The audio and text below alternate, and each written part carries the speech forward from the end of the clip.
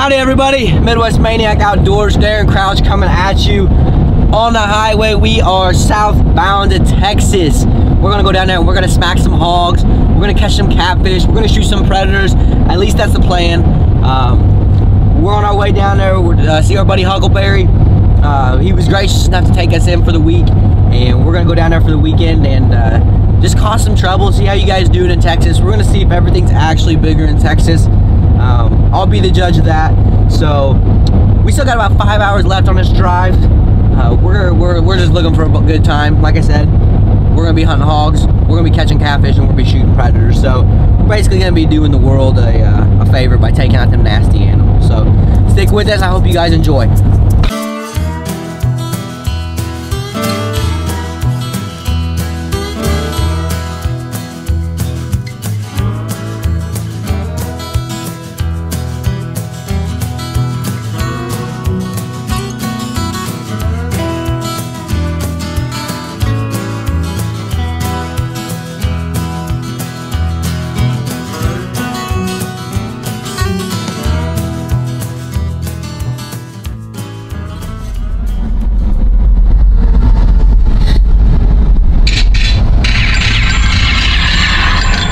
Howdy. It'll be $5, sir. $5? Yes, oh, sir. you got extra $1? I'm recording this whole thing. I'm sure. You're running out of money. Sorry, we got to record our trip. Oh, that's the wrong pocket. One day. You have to go through there. There's some dollar bills in there.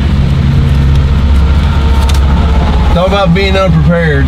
And that'll be out of $5. She's prepared. Look at that. She got a cup of coffee and her lunch. Thank you. Thank you. Have a good day, sir. Does this mean that's mine? No, it's not yours. It's mine.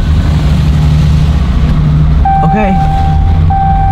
Hey, I'm all cool with paying tolls, Oklahoma, but if I'm gonna pay $5 freaking to drive through that little thing, fix your roads. Here because you didn't go to Tulsa. 1225. Y'all have a good day. You too. Thank you. You too. Okay, now I'm not as mad about the $5, but y'all fix your roads. I don't care.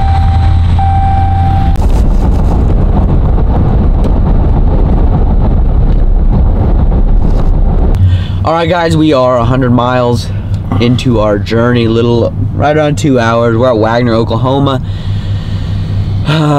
I just want to put on file, the old man's the one that wanted to stop first. I've read in articles before something about the older you get, the worse your bladder is. I don't know. I think it's the more coffee you drink, the older it is, so you have to use the bathroom more. Regardless, he's the one that wanted to stop first, not me. If anyone is wondering, I'm making it. You can probably tell by the sound of my voice. I have the infamous dun dun dun man cold. Wah, wah, wah. Wah. Hopefully I make it. I'll report back in you guys, make sure I'm still alive by the end of this trip. But stop number 1, we still got about a couple hours left. Hopefully it's going by fast. We're listening to Wired Hunt podcast with Mark Kenyon. It's super awesome. So we're just kind of acknowledging ourselves. We're probably pretty well given up on deer for the year. We're starting our plans for the 2020 season. We're super excited. The only good thing about these Oklahoma roads is they're so freaking rough that your tires can grip them a little bit easier when it's raining. That's the only positive of your roads, Oklahoma. I'm convinced the only few things you guys have produced that's good is the Oklahoma football team, University of Oklahoma, the big brother of the state. Asterisk, you can put an asterisk on that, in the regular season. -1 game. We're gonna blow 1 game. And Zach Bryant. That's the only 2 good things you guys have really produced. That's it. And my mama. Aside from that, fix your roads.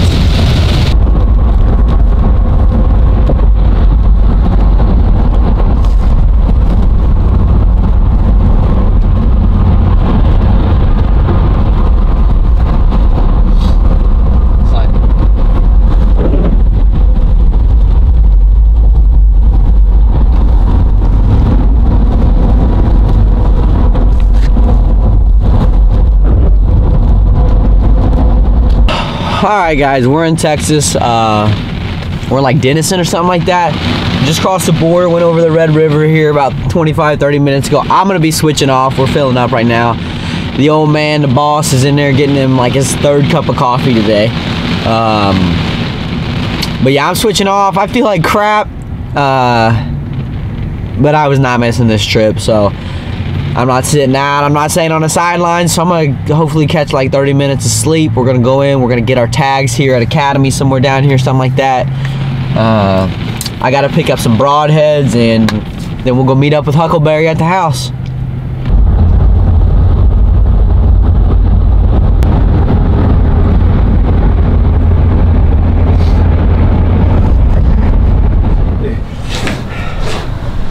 Yes, we're expecting 0 to 85 inches of snow. Starting Saturday, Sunday, Monday, maybe, but probably not happening at all. Recommendations: stock up on all necessities, immediately prepare for stuff.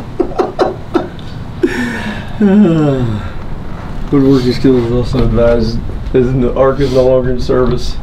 Here we go. Well, we've arrived here at Huckleberry residence, so just waiting on him to come out. Looks like he's left us a nice little note. So I heard him in there calling his attack dog down. Well, okay, hey, it's been a fun trip. We struck out, didn't hit anything, no one answered the door, so I guess we're headed back to Missouri now. I don't know. Can you hear him? Oh, I peeked through the window when we're in Texas. I'd probably get a 40 right in my face or something. Or a 9 or a 10, whatever they use down here. Beats me. Get closer. Hey! Oh man, Midwest Maniacs. We don't want none, we don't need any, and we can't afford to feed them if we wanted them. Well, I'm sorry, no, but hey, I appreciate it though. You alright, buddy? I'm outstanding. How are y'all? Good, good. How are you? Fun, how are you? Good, man, good. come on in, please. I've got my new dog, 7 months old, and about 2 days ago he decided to lose his mind and be a real complete butthole. That's alright. Okay, so after sitting outside of Huckleberry's for like a good, hour, however long we were out there, we got in, we got situated, we put our bags up, went out to the backyard, flung some arrows at 30 yards, find out, see if our bows needed any tuning. They were all good, and after that, we grabbed a quick snack, got in the truck, didn't waste any time, and we headed out to the spot where we were going to go try to get these hogs. We have arrived here at the location that we're going to go put some smack on some hogs. Maniac smack on some hogs tonight. Midwest Maniacs down here in Denton County, Texas. Down here with a good friend of ours, Huckleberry, and can't thank him enough for inviting us down here. We're at the gate waiting on our guide Carlos to come in. As soon as he hooks up with us, we're going to load all the gear. We're going to head out to the stands tonight. We've got some good location. They've been watching some sounders coming in like they should be. Everything should be good to go. After we get done doing that, we're probably going to go out and we're going to try our luck on predator hunting. Weather's not the best, but that's okay. That's hunting for us. We came a long ways and we're going to have some fun. So after we have made this trek across this long open field and we crossed the creek, we went through another patch of woods, another couple 100 yards or so, and we come to this big, large damp area where our guys were telling us this is where they had all their wallers, and we got set up on this little high vantage point where we could see down through this whole bottom with the thermals that they were nice enough to provide us with. And man, I'm telling you, those thermals, that's the way to go. That's almost not even fair how cool they are. I couldn't believe it. Yeah, it's like something straight out of Call of Duty. Yeah, it was great. But yeah, we got down there, and that's when the weather took that big 180 on us, and we'll talk about miserable. Yeah, the lightning, the tornado warnings, our phones were going off. It was crazy wet, insanely wet. It rained very, very hard for probably an hour straight on us. Yeah. So the weather ends up running us out. It's just not letting up on us any, and we make our way back across the property, and we go up to the farmhouse up there, Carlos's farmhouse, and we sat under the lean-to in the rain, visiting with our new friends, Will Beck, B&B Hoggers out of Alabama. You need to look him up. Great people. Great people, big supporters of veterans, great supporters of Champions of Adversity.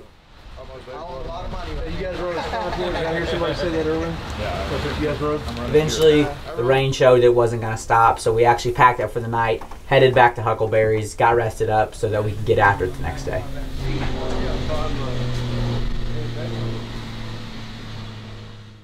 Alright, so we're here at a second spot here on a second day. It's Saturday. We're here on the south side of the property. We're actually going to a blind that we're not going to hunt. We're actually just getting a chair out of it. But our wonderful guide Huckleberry said wouldn't be a bad idea for one of us to follow him with a gun. So maybe with any luck we can jump up one of these pigs and I can let the CZ bark a little bit.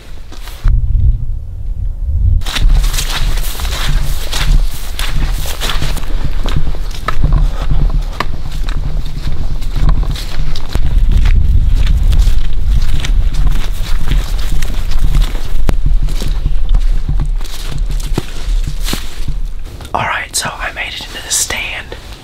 It is approximately 3 o'clock or something, I don't know. The weather's great, especially compared to what we were dealing with last night. On the way in, we saw some pretty good sign. There was lots of wallows and things where the pigs had been messing around and getting nasty, and you can see their tracks and everything of that nature. And once we actually got to the blind, we actually jumped a few deer about, I don't know, 80, 200 yards through the woods. This is a good little setup. I have shots all the way up to about 40 yards, maybe 50 if I really wanted to, with my bow. And then I might be able to sneak a few more shots a little farther away with the CC. But overall, I'm just super excited. I'm in Texas. It still really hasn't hit me yet. I'm hoping some of these hogs will play the game. They'll come in, and I'll get to use my brand new Ramcat K-Trip for 100 grain. I'm gonna let one eat. So it's getting late. I have a lot of birds coming in, a lot of birds dropping down on the feeder. Actually had one very nice 8-point come across.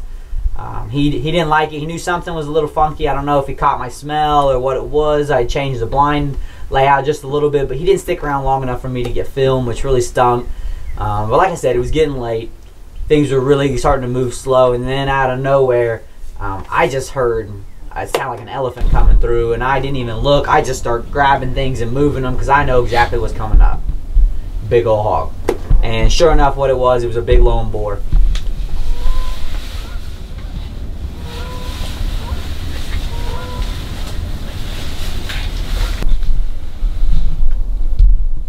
So finally, after he appears out of this feeder, I make the mistake of just assuming that this Texas hog is like a Missouri whitetail. They're not. He comes out, and at this point I have scrambled and got the CZ instead of my bow because of the light situation. And he comes broadside. Like I said, this hog was borderline suicidal. What, 30, 35 yards? What, a little further. I think he was 40, 45 because the motion light was 35. Okay. And he chills, and I thought I'd give him a squeal. Just a quick little, works on whitetail, doesn't work on hogs.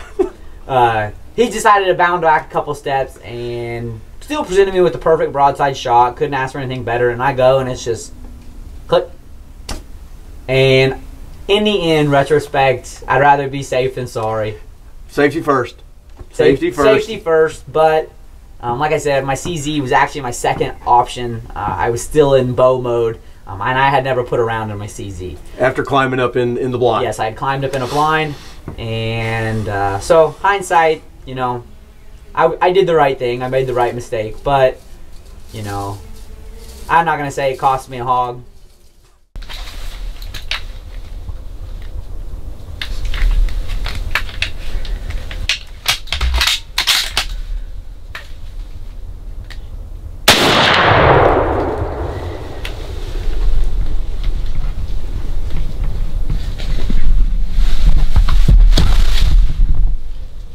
Okay, so after reviewing the tape and everything, we decided it was a hit. Probably wasn't the best shot. I kind of forced the shot a little bit. Got a little antsy, I guess. We found his initial spot where his hoofs were in. Now we're just looking for blood. Go ahead and assume it's been a couple hours now that he's a dead hog, but obviously we're going to take caution because how mean they are. So it's cold out here, moon's coming up, and we're searching in the dark, so let's get after it.